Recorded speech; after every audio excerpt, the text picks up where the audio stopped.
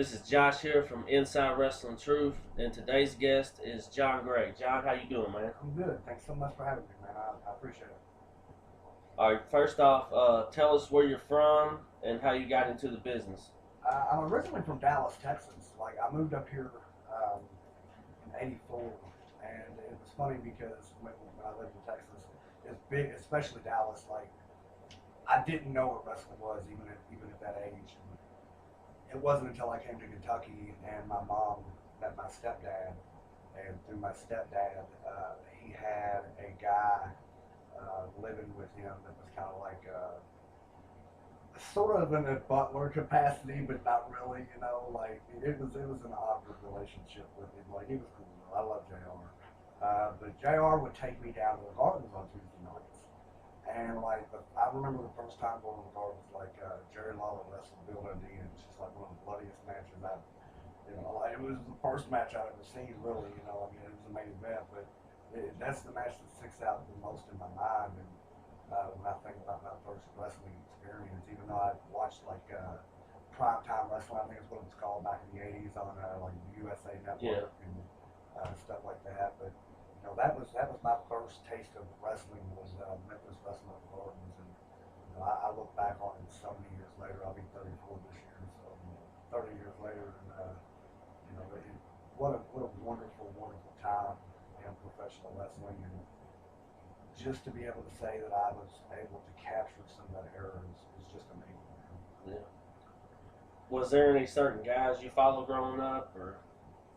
Uh, Anybody that come through the Memphis territory or the USWA or the CWA is what it started out as, and like uh,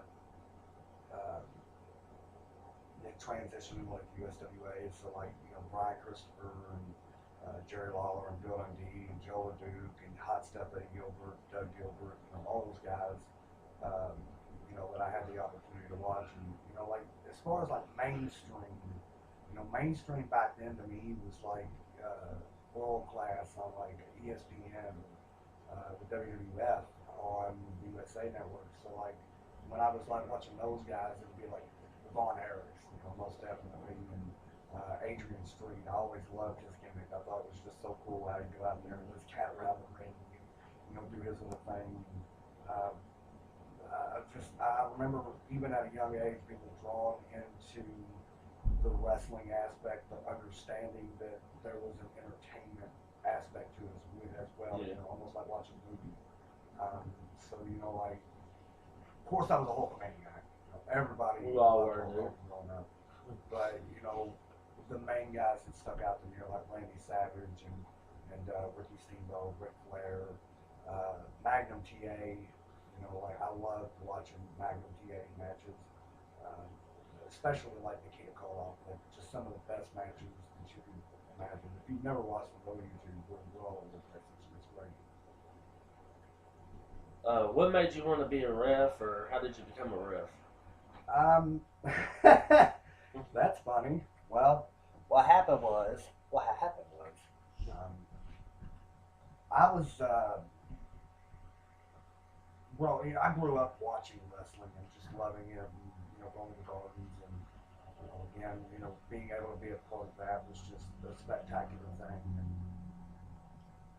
Danny Davis ran this company out of a bingo hall on Dixie Highway, and I don't believe he called it OVW at the time. He may have. I really don't remember. It was like '95 or '96, and my cousin Alan took me over there, and I never forget, they had tables surrounding the ring. It was like the first time I'd ever seen that. I was like, this is a little weird. But there was like maybe 100 chairs set up in the whole building, and it was never sold out. But we would go out there on like Wednesdays or Thursday nights, whatever it was, and watch them. And then he shut down, and a few months later, this new group emerged, and this new group was doing some things that were, really unheard of at the time. Of course, I'm referring to the IWA South. Same building, different feel entirely. Right? I remember the first time I went out to the IWA, I was dumbstruck. I had never seen so much fucking blood in my life. It was just amazing to me, and you know, the, even though it was bloody, the match that sticks out, and I don't say this because he's my sensei. This is honestly the match that sticks out to me. It was the first time I watched Tarek the Great and my sensei, the American kickboxer, and like that match was just that they Sensei did this like sliced bread off the fucking wall, and they were just doing some amazing shit, and I just remember being like, so like I would come back and come back and come back, and back in the late '90s there was this big hotline deal going on, and everybody had a hotline. Chainsaw Charlie and fucking me and Dub C, Christian Skyfire. For those of y'all that don't know who the fuck that is, everybody had a hotline. Everybody. It was the fucking thing to have. Rick, um, Mike Ewing, everybody had one. Ian, it was the thing to have. Dale Bass, this was Dale Bass with the BBW After the Bone Wrestling. Love Dale, great guy, love him. But everybody had a hotline, and I remember finding this backyard fed, World Trampoline Wrestling (WTW).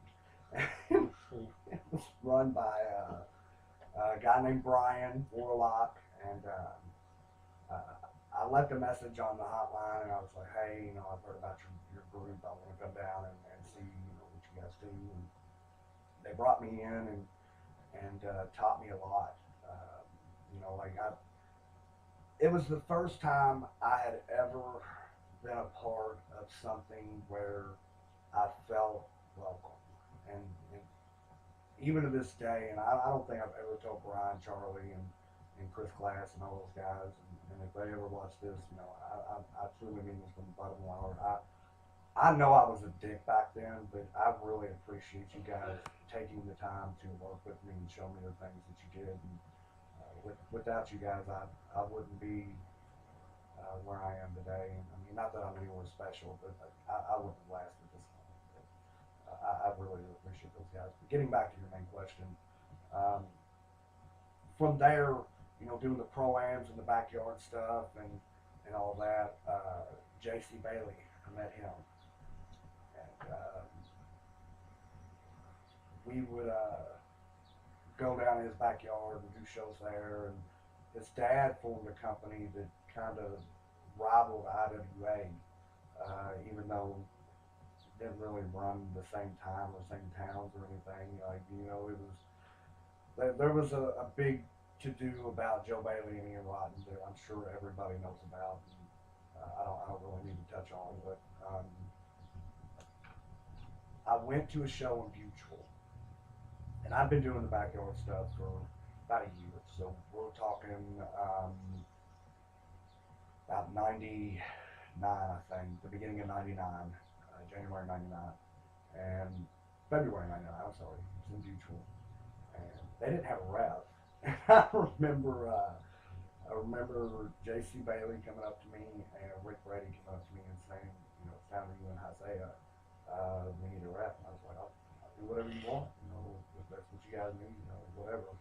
And I was scared to death. I did not know what I was getting into at all. I was scared to death, and I think I fucked up every finish that night. I don't think there was one finish that went down right. But, you know, you live and learn. But JC went to his dad and said, you need to put John Gray in the ring as well. And, let's say, wrestle. This was before the Rage Dojo had formed with Sensei. So that's pretty much how it went down. Like, you know, Zaya kind of got put on the back burner at the time, and I don't even think he may have worked that card. I don't remember. But I know I definitely did, and nothing went right. It was horrible, but that's how I got my start. JC went to his dad and said, "You need to make a John Gray." And Joe come up to me and he's like, "John Gray, need a ref, and you know, here's how it's gonna go down. We're gonna buy your license and give you your money back on your ticket there, and that'll be your payday for the first time." and we'll let you know when we need you again. So that was my introduction, and I remember going back to the locker room and just being petrified, looking at the guys like he was using Crusher Bones and Manslaughter and Tom and Dog at the time, and I didn't really know these guys very well, so it was very very scary to me, very surreal. And, I started and I grew, and people started to teach me things, and that's how I got my start. It just I, I I feel like I was lucky. I was in the right place at the right time and was given an opportunity that most people aren't given. I'm just blessed for that. What's your favorite match you've been involved in? So many of them. I mean, God, because I've been to so many different companies and worked with so many great people. Like D1W. I loved working there. It was probably, without a doubt, the the one place that I felt like we were trying to build something from the ground up, and it reminded me a lot of how we were back in the backyard days, and just that family fellowship. But the matches that stick out the most in my mind are like Isaiah and Hero, and Isaiah and Drake. They went out there for like 40 minutes and just knocked down, drag out, beat the hell out of each other. It was just amazing to be a part of that. Working for the IWA, I've been a part of some really cool shit. Yeah. I'm not very well liked there, but that's okay. Getting to work with Hero again, and just all the people that I get to work with there. It's just amazing to me the things that I've gotten to do. But um, I did a show in Detroit for Ted DiBiase that was probably the first time ever that I was treated like somebody that was in this industry and belonged. They paid for me to come up. I took a bus, but they paid for me to come up and met me at the bus depot. Funny side story. I get to the bus depot and some homeless guy comes up to me. It was like, I'm hungry. Can you give me something to eat? I'm like, I've been on a bus for 9 hours. Let me go use the restroom. And when I get done, take you over here. I get you something to eat. No problem. So I go to the bathroom, and in this Greyhound station in Detroit, Michigan, there's two stalls. There's one with no door, and there's one with a broken lock.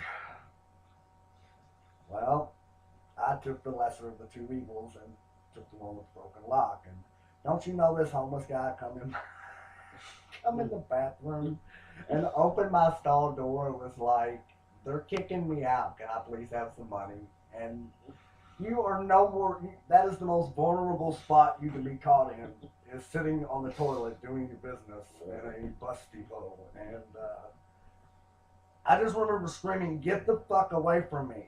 And he ran out the door. But I come out, I finished my business, and I come out, and they were there, and I was never so glad to be out of the bus depot. But that's the craziest thing. But I get to the show, or I get to the building, and it's at this church there, the Detroit World Outreach. And the only thing I knew was the main event was going to be like Sting and Road Warrior Animal taking on Greg Valentine and Buff Bagwell, and there were going to be other reps. I didn't know what Ted wanted me to do or had planned for me, so I get there and we're going to the locker room, and we come to this door, and there's a sign on it that says other wrestlers and referees, and I'm like, "Yo, guys," because they're carrying my bags, and that kind of flipped me out, because nobody had ever carried my bags. Yeah. So that was kind of cool. But I'm like, "Hey, referees right here, that's me." I'm like, "No, you're down here," and I'm like, "No, I'm not. I can read clearly. It says referees on the door. I'm a referee, and they said, well, no, you're down here. I promise you. So I go walking down a little further, and we open this other door, and it's got Sting and Shawn Michaels, Ted DiBiase, Lone Warrior Animal, John Gray, Greg Valentine, Buck Bagwell. I'm just like, whoa, that's so cool. So I walk in, they got this big spread of food, and we each got our individual locker with our name above it. And, like, it was just crazy. Like, I go to Ted, and I'm like, so what all am I doing? He's like, the main event. That's it. Okay, whatever.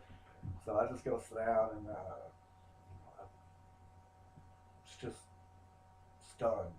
I mean, I've never been a part of anything like that. So we go out and we do the deal, and there's a YouTube video of it out there, and it's actually something that people ask me about to this day. What was it like? Amazing. I got to meet Hulk Hogan's imposter. I got to hang out with Sting and Shawn and just do some really great stuff and hear some great stories. And um, it was an amazing time in my career. I was really blessed to be able to do that. Is it true you were baptized by Nikita Koloff? I was. That was also due to Ted DiBiase, and that kind of goes back to some of the companies that I worked for. There was a company here in Louisville out on 7th Street, All Pro Wrestling, I think. It was Jay and Jay Walker and his brother Brian Walker, and we were doing some stuff down on 7th Street. Called me up and they're like, hey, we got this deal in London, would you like to be a part of it? And I was like, yeah, it'd be great. He's like, we need a rep. I was like, yeah, sure, whatever you need. More than glad. So it's funny because at this point in my life, I was really at a dead end, and there was a lot of bad things going on in my life. I needed to be there, but Brian, I don't even think Brian and Jay knew that it was a Christian show. I think that kind of surprised everyone. But like Ted comes in the locker room beforehand, and he's like, I will have it, everybody, and like I'm pissed off at God at the time, I'm just like, I'm not playing. Kind of disappeared or whatever. And Ted found me a little bit later, and he's like, hey, done a lot of these shows, and nobody's ever done that. What's up? I'm like, it's not for me, man. I'm not going to put on a show for you. Thank you so much for the opportunity, but I'm just here to do a job, get my payday, and go home. And with that, Ted turned around and walked away. That's it. First thing that clicked in my selfish ass mind. God damn it! I just blew my one shot at ever doing anything in this business because I just told somebody that was big that I don't want to listen to me. So we go out, we do the deal. As I'm in the ring, like, it's the craziest thing, but like something's got a hold of me and won't let me out while they're giving their testimonies. And like I got saved that night. From that show, I got booked on the show in Detroit, and from the show in Detroit, I got a phone call from Ted. He's like, hey, we do this athletes conference every year. Would you like to come down? We could probably get your sponsorship for the first one. Yeah, that'd be great. I'd love to be a part of something like that. So me and my son's mother drive down, and it was an awesome weekend. Just meeting everybody and being a part of the retreats and going to the Adobe Mountain Detention Center and listening to the stories and rubbing elbows with the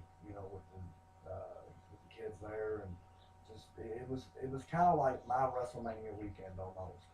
Like there was one wrestling show that we did, but it wasn't for me. That wasn't the point. It was just being a part of something different. And, they did this baptism at the end of the night, and, on the second night, and it was before a pay-per-view, so like Ted had to fly out, so he wasn't even there.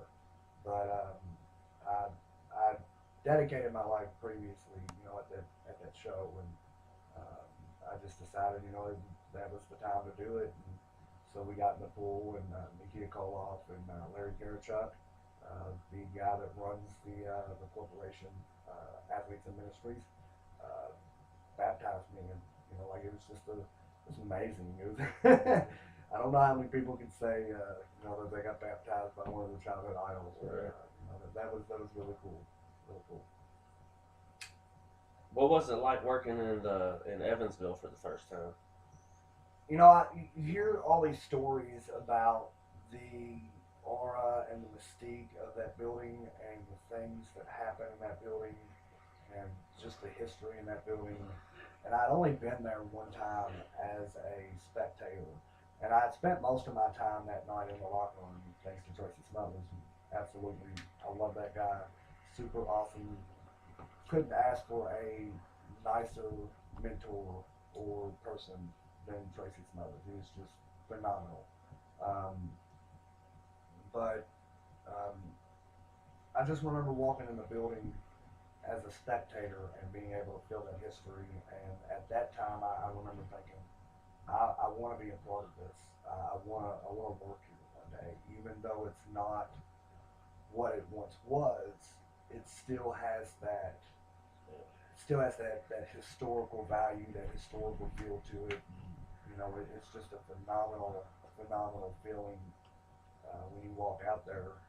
So I got with, of course, I have a long history with Alistair Fear and with Billy Black, and I know Father Fear from the working at D1W, but me and Billy and Alistair go back to the BBW, Bad with Bone Wrestling, where I got my start, and like it.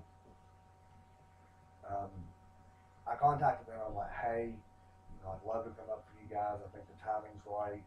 Um, you know, I think we can do some fun stuff, and I'd love to be a part of what you guys are doing there. And Alistair responded and said, let's do it. Um, so I came up the first time, walking that aisle and just getting in the ring and seeing the people that were there was probably one of the most awkward and I don't want to say surreal, but it was very awkward for me just being in this new environment and knowing the history in the building and I just I almost I actually almost cried. It was just so overwhelming to know that I was a part of that. I could say that now my name is etched in Evansville history. Even though it's not what it once was, and I'm not saying that it never will be again, or that they can't pack that house every week or whatever. Because I believe it can be done with the right attitude and the right people. And I believe they have that there, and it's growing. So I'm just excited to be a part of the team there, and it's just another great company and another great place that I'm able to say, again, I'm just blessed to be able to say I'm able to be a part of that. It's humbling to me. I grew up in a little town called Fairdale, so I had dreams of watching the WWE and being there, and God didn't bless me with the dashing good looks and big muscles. That was never going to happen, but He gave me the ability to entertain. And, I feel like as a referee that's what I do and I do best. And I'm not saying that I do it absolutely better than anybody else, but I I really do feel like I'm one of the best out there. All right, this next question might be difficult for you, but what's been the bloodiest match you've been involved in? I've been in quite a few of them now. Are we talking about matches where I become bloody, or or are Nah, we just talking about matches that other people have become bloody? yeah, other people become bloody. Um, Again, there's been a lot of those that I've been a part of. I remember J.C. Bailey and Simon Says doing a show, and I believe JC hit Simon over the head with like a beer bottle. Shattered. Pow! And it just, just blood just squirted everywhere. It would be a toss up really between that and what I seen in, I believe it was Salem, when Corporal Robinson almost died. Um, him and Ian were doing like a no rope barbed wire assault death match gimmick deal, some crazy fucking bullshit. I don't remember. And I wasn't even working the show. I was there as a spectator. This was, I think this was like '97, 90, the beginning of '98 when this happened, somewhere around there. Um, may have been a little bit beyond that, but I just remember being there and Ian grabbing this light tube plate glass gimmick that some sick fucking fan made and throwing it at Corp, and it didn't break. And if I remember right, like he picked it up again and he kind of swung it at him, and when it did, it snapped and it just kind of sliced his temple, and blood went like 4 rows back. It was the sickest shit I've ever seen in my life. And like you could see Ian, and the look on his face was just immediate concern, and like he wanted to keep going with the match, so he's holding Steve's head like this and punching the other side. And he's like, "We got to take it home. We got to take it home." You could hear him saying, I mean, he's screaming, "We got to take it home." And Steve's like, "Fuck that. Let's finish this," And I think they went like another 5 minutes or so. And it was the weirdest thing because if I recall right, the hospital's like a stone's throw from the building, and it took an ambulance like 30 minutes to get there. Like, it was the fucking. And then they left some salt in the wound, and Steve he got real sick and almost died from it. And that was just a freaky fucking thing.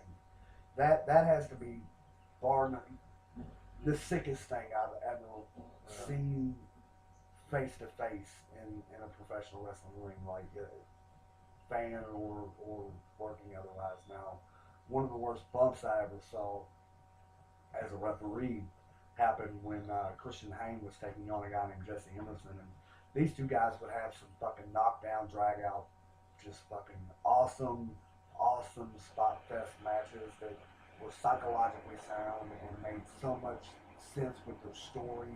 Of course, they did a lot in Indianapolis and other places, but people that knew the history there knew, knew they were going to go out there and tear it up, and they did like this dark match gimmick or something for Dragon Gate on an Insanity Pro show, and Christian went up to the top. He did this moonsault, and only the top part of his foot caught Jesse on the face. And I followed Jesse to watch the bump. I didn't actually see Christian hit, but apparently when that happened, he just kind of came straight down.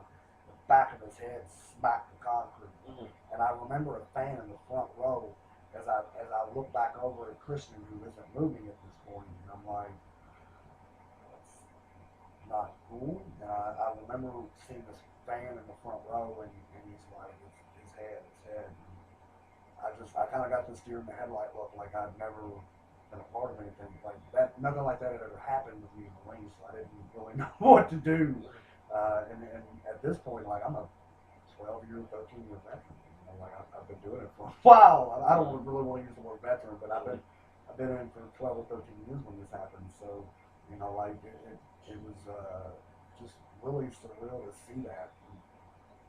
I went down, and like Jesse went to go pick him up, and I remember Christian back and saying, "Wait a minute," and, Christian was just loopy.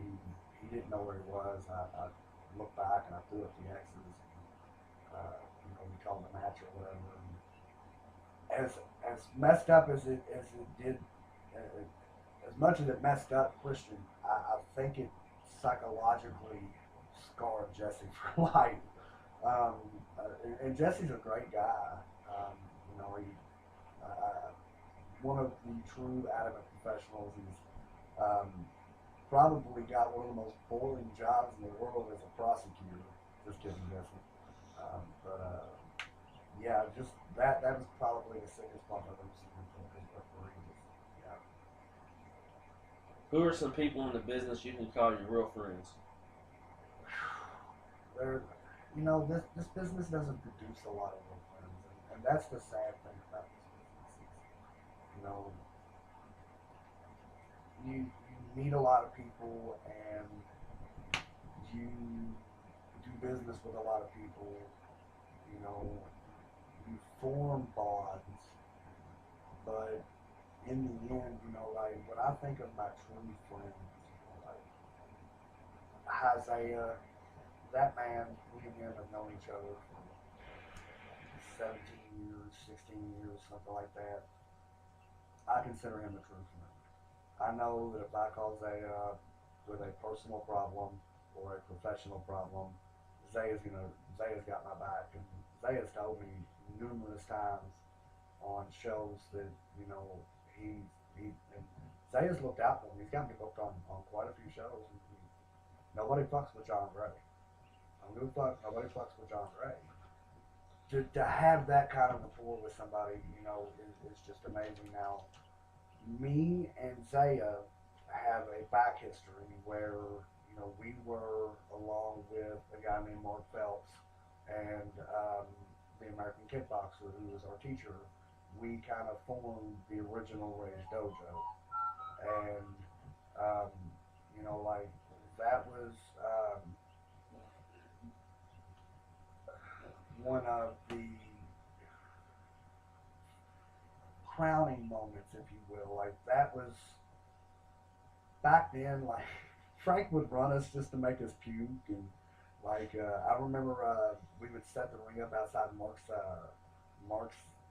house, and when the kids would get off the bus at school,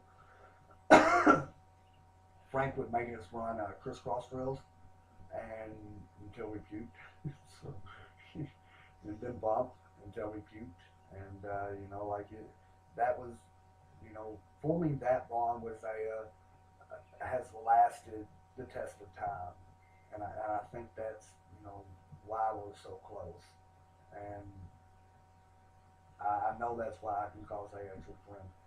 A lot of people dislike Rick Brady. Rick Brady is somebody that if right now I picked up my telephone and I sent him a text message and said, Rick, I am in serious fucking trouble. I need a lawyer. I need help. Something of that nature. He's going to do everything he can to help me. I know that would be on a reasonable, all bullshit aside, regardless of whether I work for D1W or IWA or where I'm working and what I'm doing with my career. I know that business is business and personal is personal. And me and Rick have a friendship that I can rely on. And, you know, I appreciate the fact that he understands where I want to go and how I want to grow, not just as a character, the main event referee, but as a person, John Gray, and how I feel the IWA can help me get there. Not that I feel that D1W can't. I enjoy. I really don't know how to put that situation, but the bottom line is Rick Brady is one of the people that I consider to be one of my true friends in this business. Simon Says, as much as he wants to bitch, moan, and groan and cry and blame everybody else and not take responsibility and all that, I still consider him to be one of my true friends in this business. Would I give him a place to stay if I have room? Absolutely. I would. If the man needed, I'd give him the shirt off my back. If I had to. If I had the ability to. You know. Um, so like again, that goes back many, many, many years. Back to the backyard days. Uh, Charlene McNally, her and her dad, you know, gave me this room that we're in right now. They I was not going to be homeless. I mean, I had some options, but the place that I was staying at the time was not the most desirable situation. There was some adultery going on, and I happened to be witness to it. I didn't like the situation at all, so I just happened to see Charlene on Facebook one night, and I was like, hey, Anybody need a roommate? And she was like, yeah, me and my dad. I was like, this is what I can afford, and we did business, and um, but I appreciate the fact that like if I needed something, Charlene would be there, and has been there. Ian Rotten, as bitter of a history as me and him have had throughout the years, going back to the hotline days when I got on my hotline and said that if you paid $20 to watch La Parka, what you got was La Parka. What you got was GQ Masters and a La Parka outfit. You didn't get your money's worth. And, I understand it now. I didn't understand it then. Of course, back then I was just a smart punk. Just a smart mouth punk. And I didn't really care. I just, was talking for the sake of talking at that point. But I look back on that now as well, and I remember one of the first things that Ian Rotten taught us when we were, doing the backyard thing and the pro-am thing was if you have the ability to talk, never shut up, because that's your moneymaker. And I don't really think that I'm a great promo guy, but I definitely have the gift of gab. What's been the high point and low point of your career? I the lowest point in my career was just before going to work for DiBiase. I'd taken a very long break. Um, I was jaded, tired. Uh, I didn't understand how the industry was moving and growing away from what I had been taught with Kickboxer and Tracy Smothers and the Dutch Mantels and all the guys that I had the opportunity, the Terry Taylors, all the guys that I had the opportunity to travel with and work with at one point or another. And it, it was just so tiresome to me to try to be a part of it anymore that I just stepped away. And I remember when I came back, the first company I went to work for was Jimmy Walls, Rated X. But yeah, it was right around that time, and we did the deal with DiBiase and stuff. And from there, I went to OVW, and things started looking up. And then, I take that back. That was the lowest point in my career, and I'm not proud of where I come from, but I remember it, and I understand that sometimes we go through things, but if you learn from them and you grow from them, then you're doing something right. Yeah.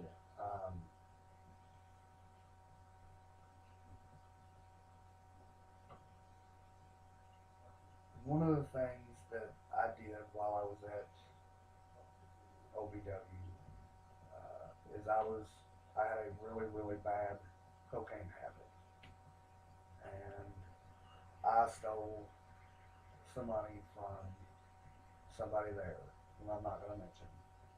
Um, that was the low point of my career, and it subsequently cost me my job with OVW, even though nobody ever came to me and said, "We know you did this." I know uh, for a fact because I got phone calls when Ray Ramsey went around calling people and trying to blackball me that he was telling people that the reason I was let go was because um, they thought that I had stolen $150, which was true, and that was the low point in my career. Um, I regret it more than anything ever. I was able to make right with Dr. Steve Williams before he passed away. That was another mess up. I did something really bad there. I was able to make that right, and that meant a lot to me. That Doc being who he was, and me being who I am, he forgave me for that and allowed me to make it right with him, and that meant a lot to me. And I'm so blessed that I'm able to say that I made that right. And Ted DiBiase again, he's really done a lot for me too. So uh, helping me to make things right and understand that growing as a person and Christian. I'm not a perfect Christian. Nobody's a perfect Christian. I smoke pot. I smoke cigarettes. I don't drink, but I do. It's no big secret. It's why I don't work in Kentucky. Well, it's not really. There's nowhere I want to work in Kentucky, and that's not a knock on Kentucky wrestling. Get your panties in a twist, all you people in Kentucky, but it's not where I want to be. I feel like I haven't reached my high point yet. I feel like I'm still growing, and there's still so much that I have the ability to do. Um, and there's so much that I'm going to do with this character that's developing. Um, with the IWA. I'm just excited, period, about where we're going and where things are headed. And, you know, um, I've been doing this 14, 15 years now, something like that. I don't know. Started in 99, 14 years. So, it's one of those things where I feel like, and I actually told you about this, I feel like if I ever had the opportunity to like the PWG, DDT4, something of that nature, like I quit. Like, I just want that one big show where I can go out and be a part of that crowning moment. Be a part of that history making achievement Yeah. or whatever. And I think that moment's eventually going to come. I told Ian that I felt like the TPI would be that show for me, and I think that Ian's going to give me an opportunity to really showcase how I can be an effective referee. It's funny because I had this conversation with somebody the other day where they think referees are just a prop, and that's the furthest thing from the truth. You ask any seasoned veteran in this business, and they will tell you that the referee is just as important in helping to get the match over as the wrestlers are. It's their job to keep the crowd. It's our job, to help further that story along as much as possible without taking the focus away from the wrestlers. And I think I do that very well, um, no matter what the role that I do is. Um, so, like I feel like the high point of my career is yet to come. Um, I've got many years left in me still, so I think will be fine. Do you have any memories of horrible matches? Uh, yeah, quite a few. My very first one was Real Bill Lewis and Cowboy Chris Cartwright. Or no, not Real Bill. It was Cowboy Chris Cartwright and the Regulator, Bad and Bone Wrestling, and I blew the finish. The finish was supposed to have been a disqualification on, I believe, Regulator, and for whatever reason, I didn't understand my cue or whatever it was I was supposed to have done. And when I turned around, I see both Regulator and Chris Cartwright with a chair and a chain, and they both swing at each other at the same time. And I just called for the bell. And then they took turns catering me. That's one. And then another one would be a recent one at my one and only CZW show as a referee. And I do appreciate DJ Hyde for giving me the opportunity to. Like, that was just so wonderful of him. And again, I owe that to Drake Younger, who I will talk about in just a minute. But for whatever reason, I got stuck in the main event. I don't know how that happened, but yeah, that's what happened. And it was Masada and Michael Elgin, and I forget what the finish was, but it was 1, 2, or 1, 2. That was 3. Ring the bell. And Reed Bentley and Nick Manwell give me fucking hell to that for this day. And, yeah, probably. I was just so mad at myself. Another bad finish that I was a part of was with Drake and BJ Whitmer in Insanity Pro. Um, I hit too soon, and like Drake was pissed at me. Drake loved. I love Drake. He Without Drake, I would not have gotten to work for Insanity Pro. I would not have got to work for the Combat Zone. Would not have um, hooked up with the people over at HWA. Like Drake got me in with IPW based solely off of what JC Bailey had told him. The man had never seen my work, and when JC Bailey passed away, uh, Drake called me and said, "We're doing a tribute show. We'd like you to come up." And I was like, "Fuck yeah, I'd be on." That's where I got that. It hangs on my wall, usually above my bed, but I moved it for this interview. But yeah, it's forever hanging, and I got a tattoo. Um, JC is forever with me because without him I wouldn't be where I'd have never been in this business. JC went to his dad and said, "Give this man a shot." I owe my entire wrestling existence to JC Bailey for having the faith in me. But through that, like I guess he had talked me up at Drake Younger. I don't really know what the conversations were. I've never asked, but apparently he talked me up to Drake, and Drake invited me up to do the memorial show, and it was kind of billed as my retirement, like. And then I was done. I was tired of burying my friends. I was tired of like just you just get to a point where you're like, is it worth it? You know, why, why? And I just so like that memorial show was gonna be like my last deal. And, of course, that didn't work out. I started the radio show, and we were doing some promotions. And for those of y'all that never heard it, cheap plug, Real Side Media is on blogtalkradio.com/Real Side Media. Got some great interviews on there. Check out the one with Billy Jack Haynes. Hilarious. But I called Drake, and I'm like, hey, I'm doing this thing with the radio show, and I'd like to come up and give IPW some promotion, and can you get me in with the owners? Like, yeah, come on up, man. No problem. So so I come up, and I rode up with Simon Says, and I go to the back, and of course Drake, hey John Craig, how are you, buddy?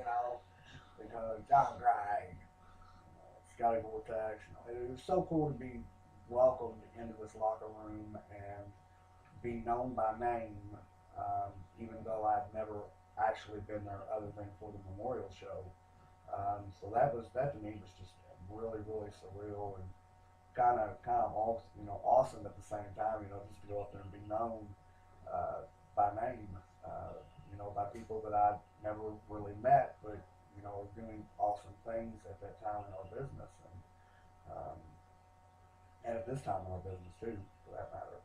So, like getting back to the Drake BJ match, the finish was I was supposed to go out after a chair shot or something and do a dramatic 1, 2, kick out, and then a finish 1, 2, 3 or something of that nature. I don't remember, but I went out too soon.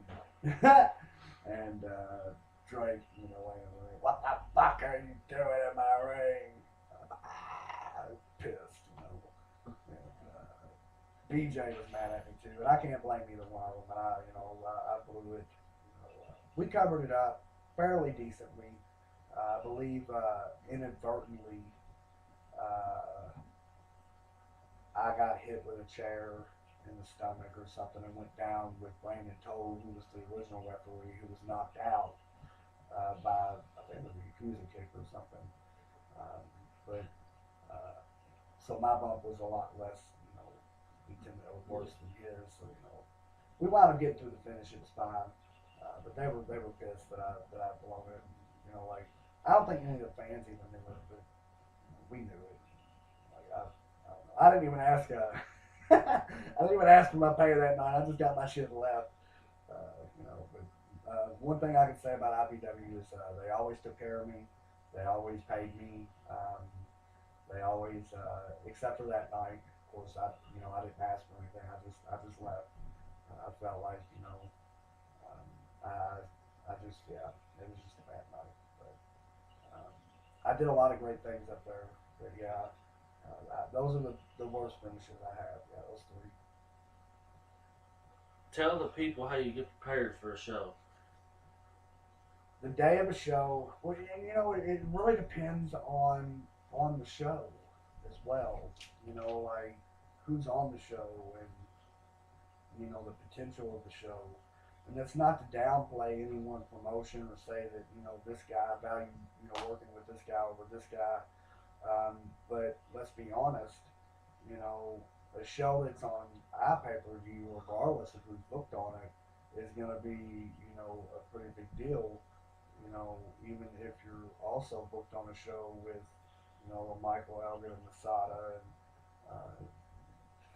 Drake Younger and Scotty and those guys. Coincidentally enough, Drake and Scotty, or Drake was on that pay per view. But you know, to me, to get in the right frame of mind, I like to get in my car and find some classic rock, just crank it up, and ride on, ride on to the show, and um, it's just soothing, and it keeps me mindful of where I come from because I feel like me and Zaya were brought up by the Bull Paynes and the Todd Mortons and the Sensei Kickboxer and Tarek, and we were taught to respect this business and understand where we come from. And I really feel like that's a lost art anymore. Um, I don't know. It's just my opinion. So that's how I get ready for a show. I get in my car and uh, listen to some classic rock. And sometimes I'll put it on my phone or whatever, my earphones, and like I get to a show. But by the time I'm at a show, like I'm already in go mode. Like as soon as I walk in the building, I'm in go mode. Like it's showtime. It's time to be ready. It's time to go.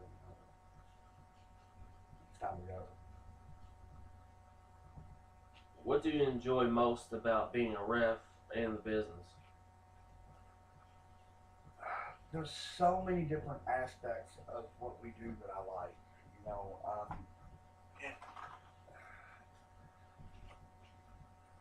I enjoy just being a part of something, and it's funny because I tell my boss at my shoot job, there's something empowering about holding the emotions of a crowd in your hands, knowing that something you do makes a person feel a certain way.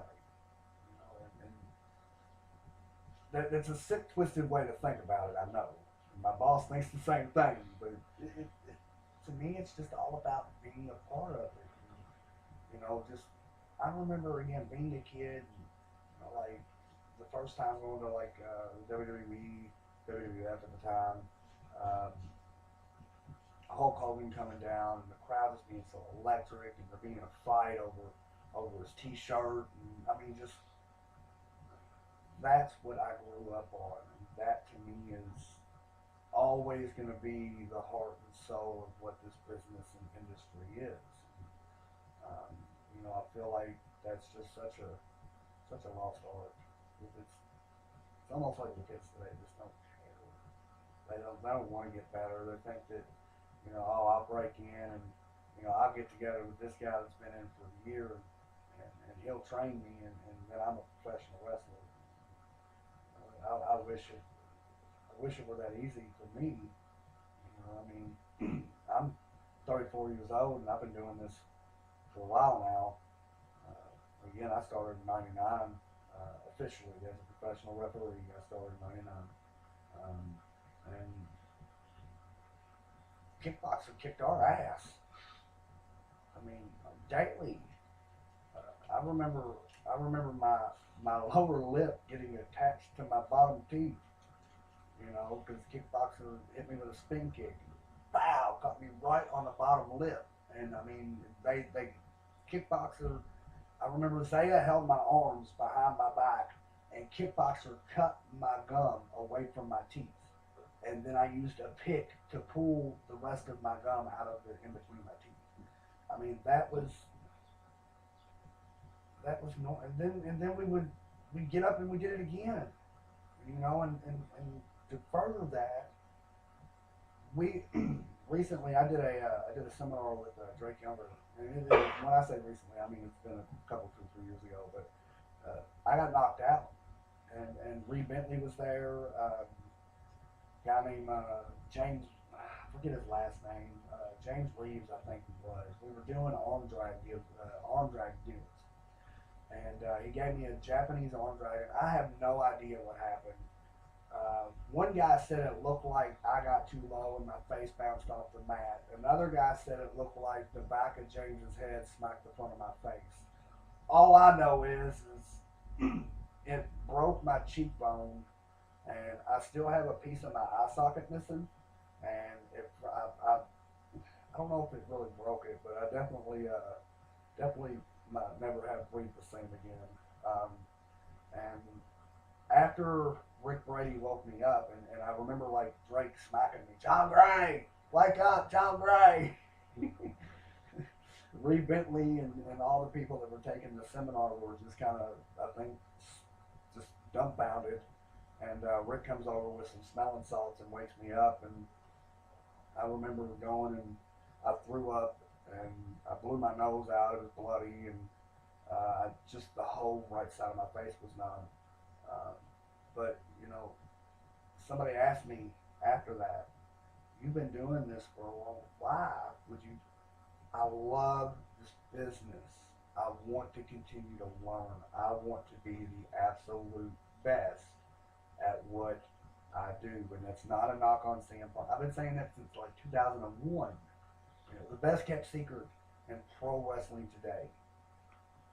That is what I feel I am. I feel like I can do anything that um, anybody asks of me, and I just feel like the people that are coming in nowadays are not able to grasp what it's like to really pay a dude. It's not just setting up chairs. It's not just setting up and tearing down rings.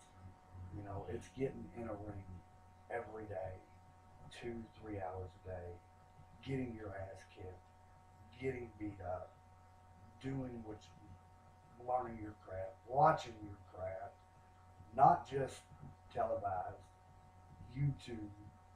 I mean, just any chance you get to watch wrestling. You know, like even today, it's not unusual for me to come home after work and play NASCAR for a little while, and then watch the WWE Network, and watch old school NWA stuff because I'm looking specifically for Tommy Young and Bill Alfonso and the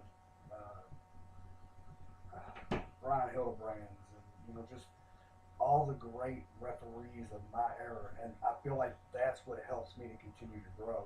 And even today's referees, the good referees today, and recently Joey Morello was a great referee. Timmy White, Jason Harding. I love you, Jason. I hope you watch this. But Jason Harding, I owe so much to Jason Harding for taking time to show me and tell me, okay, you shouldn't do this, or make sure that you buy pants that aren't don't have white pockets, and it doesn't look good on camera. It's bad. This and that. Like just giving me the little things that I never really caught on to. I had the basic concept, and I have the this and that, but I was missing those little things, and Jason helped me with those little things. So just that was again being able to work with some some great people, and I did that because of Drake Younger. So, who again had no fucking idea who I was. Outside of that seminar, what's the hardest bump you've ever took?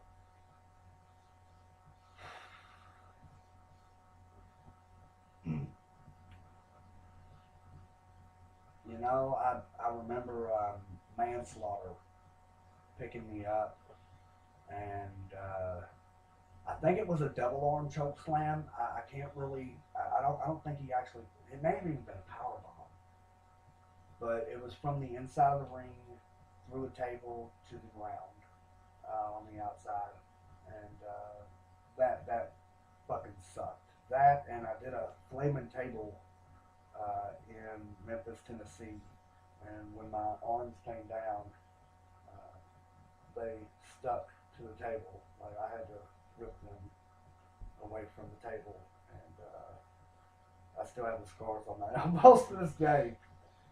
It was not a pretty sight. So yeah, Johnny Dundee was like, "That's why you're a fucking idiot." I already asked you about the best things about the business. What's the worst thing about the wrestling business for you?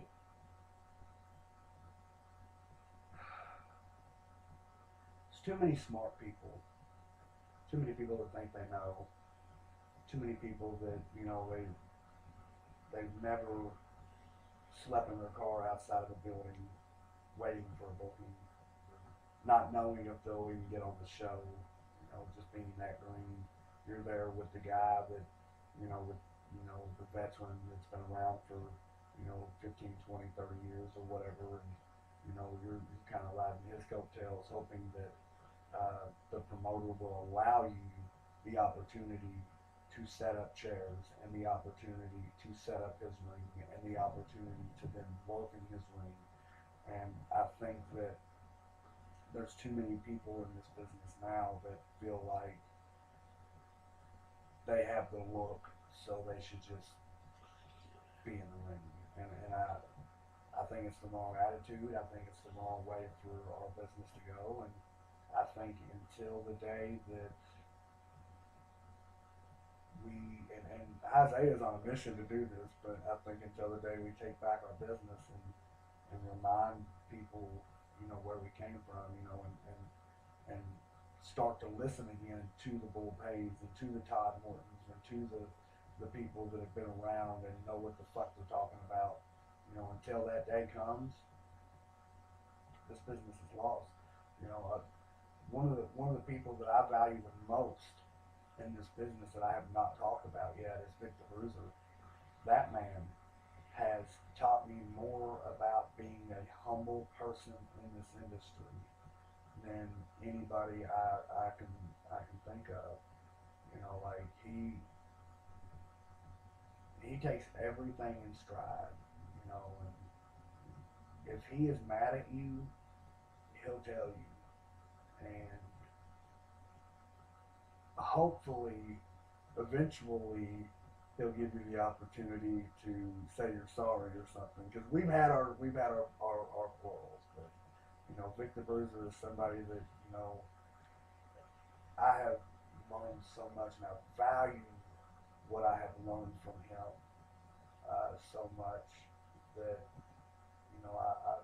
he's one of those people that I would consider a true friend from this business. Because he's the adamant professional. I remember, a couple few months back, I called him up and hey, might have some work for you. I might have he's a car detailer. You know, what would you charge me? He's like, we give you the price. And, from there, we got to kind of talking about wrestling and what he's got going on, and it was like we hadn't talked in months previous to that, but it was like we had never missed a beat, and I think that that's something that's missing is the family feeling, that used to come with every single locker room. There's a lot of locker rooms that I've been in, and none real recent, but a lot of locker rooms that I've been in where you just kind of walk in. feel like your fucking IQ drops, or you have to drop your IQ in order to be understood by the people around you. And I feel that's sad. It's like, you know, if you can't figure it out, why are you here? You know, you have one job, entertain. If you cannot do that, go away. Go. I want you. What's your thoughts on WWE and TNA currently? Do you watch it or keep up with it? I don't. I let me rephrase that. I haven't watched TNA in quite some time. It's been a long time since I watched TNA. At least a whole show. I think I've seen like bits and pieces of segments here and there, you know, but as far as like actually watching the product, no. The WWE, I did make it a point this past Monday night to watch after I got home from work and see what they, where they're going with the WrestleMania storylines. I was really interested in that, and I think that on paper, this year's WrestleMania looks really lackluster. But I think there's going to be some surprises there that are really going to make the fans go, wow, this was definitely worth it. And especially for the, I tell you the best thing about the WWE right now is they have, I didn't think it was groundbreaking at first. We were expecting this. This is nothing new. When they brought out the groundbreaking announcement of the WWE Network, big fucking whoop. We knew this was coming, 2 years ago. You told us about this, fucking hell, you probably did it, yay. When it launched, and I know a lot of people had issues. I was one of them. But after the bugs were worked out, and now that it's working fine, I have got to be honest. It has got to be the most innovative thing since Netflix and YouTube and those things have come out. When you get down to the brass tacks of, they have the ability of showing scheduled programming, filtering in live programming, plus their video on demand content. They're essentially their own cable company. So it kind of changes the face of where cable is going to go. Mm-hmm. And at this, as of this filming, I currently work for a cable provider. Okay, now that's going to change here very, very soon because I'm going to work for an appliance provider. But regardless, speaking with people in this field, they even feel that the WWE Network is going to not only revolutionize the wrestling industry in the way that it's viewed, because now, my kids get the opportunity to see what I grew up on, and that to me is important because I feel that there is no greater worker than the best. The best fans make the best workers. And we're all fans of this shit. If we weren't, why the fuck would we do it? I've never met a worker one, a wrestler one that said, I just decided I wanted to go take body slams one day. It seemed like a good idea.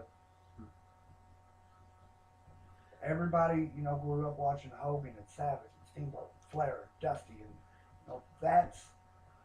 I think we have too many people nowadays that forgot that there was wrestling before Stone Cold and The Rock and Triple H and The Undertaker. And not to take anything away from those guys, because they had great matches and told great stories, and there was great psychology in their matches, and especially like people like The Undertaker and Steve Austin, great ring psychologists, and Triple H,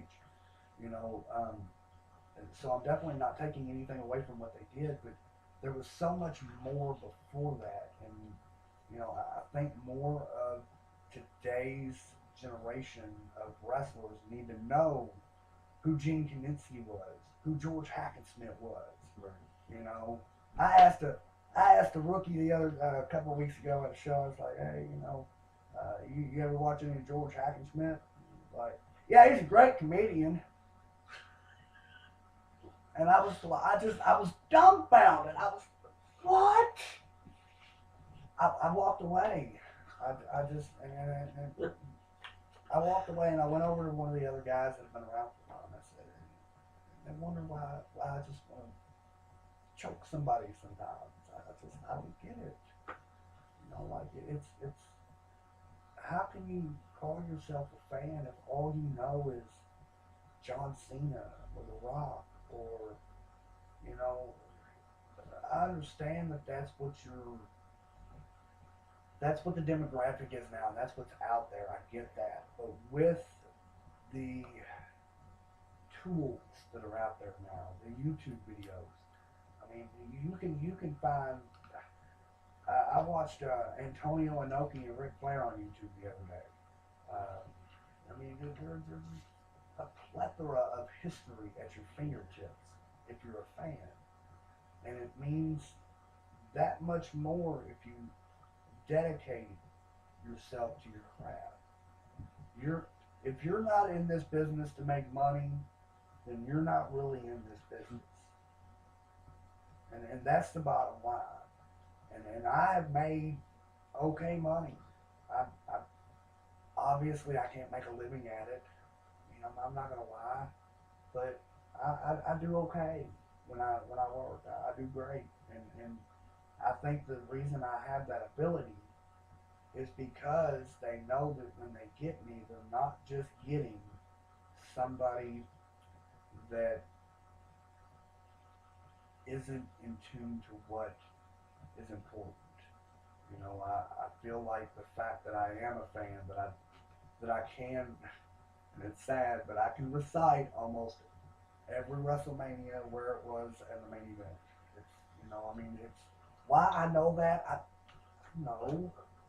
I mean, I can do it though, and I can tell you, and again, why I know this, I can tell you the first 17 recognized world heavyweight champions.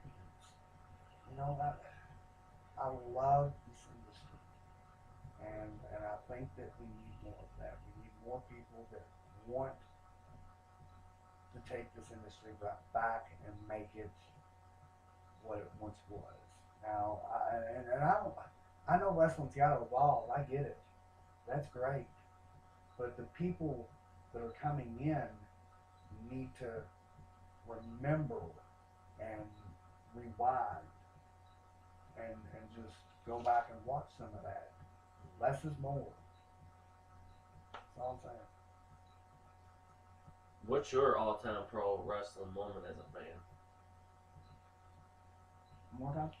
What's your uh, favorite all-time pro wrestling moment as a fan?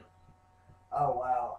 As a fan, um, I wasn't actually there, but I was watching it on television, and I was with my girlfriend at the time, and her sister, and her boyfriend at the time, and we were watching WrestleMania. Uh, WrestleMania 28, I believe it was. It was Taker HBK one. I think that was WrestleMania. No, it was WrestleMania 26. Yeah, 25 or 26. Yeah, I think it was 26. But anyways, we were watching WrestleMania and the Taker HBK match. I think the people, I think Cynthia and Marcella and Brad were more entertained watching me be entertained by this match than they were by the match itself. And I just remember oohing and awing and being on the edge of my seat and just like, oh, on every false count and just like, oh my God, I can't believe, like I was so excited to watch that. And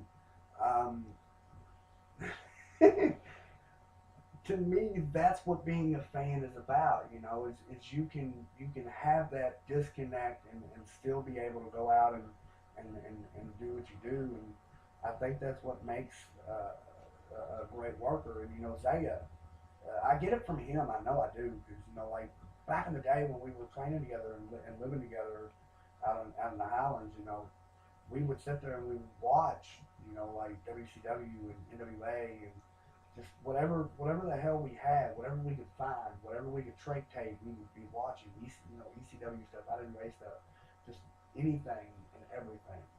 It was just one of those things that we felt it was important to always remember where you come from.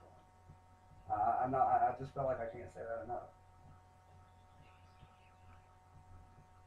What does John Gray do for fun outside the ring? I work a lot. I love what I do. I'm dedicated to the growth within my regular job, um, and I feel like um, this is the first time I've ever applied myself to a job outside of wrestling, or at least in the capacity that I have applied myself in wrestling. I guess because wrestling has always been my first love. It will always be my first love, obviously. But I'm finding more and more that I'm happier. Just being at work and being able to do what I do there. And when I'm at home, I'm usually on my PlayStation. I play a lot of NASCAR. Make a lot of left turns.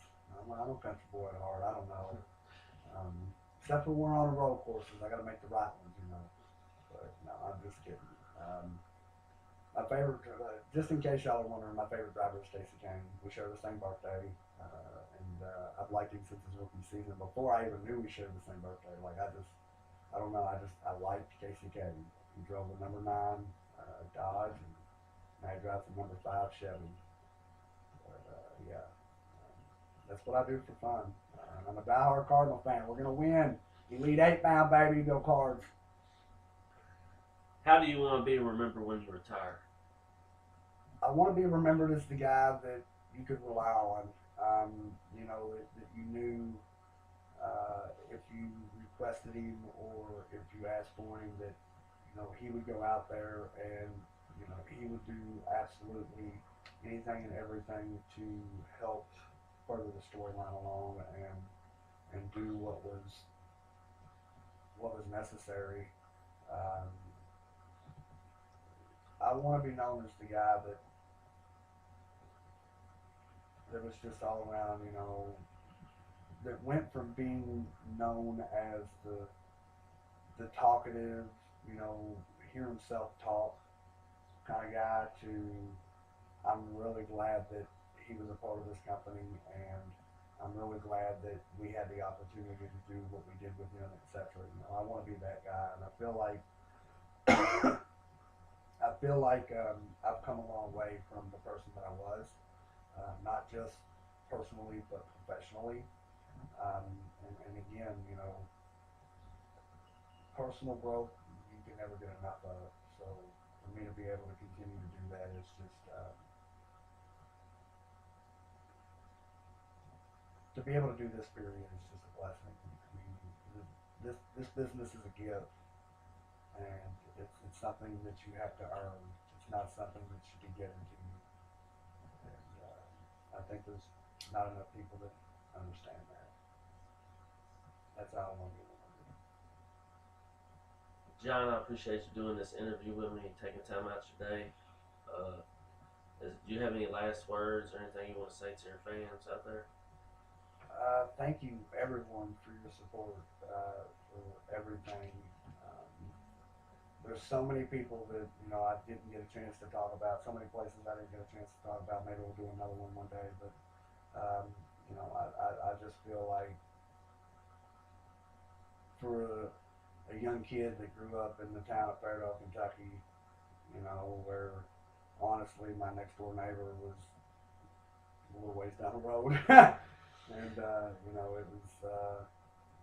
it was for me to have a dream to do something in this business, regardless of what it was, to be able to go on and do that it's just been a phenomenal ride. And the most amazing thing to me is most people didn't think that I would last, 15 days, and here I am almost 15 years. And I can't thank my sensei enough, Isaiah enough, Drake Younger enough, JC and Joe Bailey, and Ian Rotten. And yeah, I said all those names in the same breath. It's okay. Rick, Brady, Alistair, Billy Black helped me grow so much. Todd Morton, Victor Bruiser, just so many great people locally. Ted DiBiase, Nikita Koloff, Sting and Shawn Michaels for taking time out with me in Detroit and in Phoenix, and just offering me advice. And the greatest advice I ever received was from Sting, and he told me it doesn't matter what you look like. If you're proud of who you are, that shines through more. And I've learned to be proud of who I am. And I'm just a little guy who had a dream of one day doing something in a professional wrestling ring, and I've been able to live that dream. It's amazing. Thank you. Thanks, man. Thank you, man.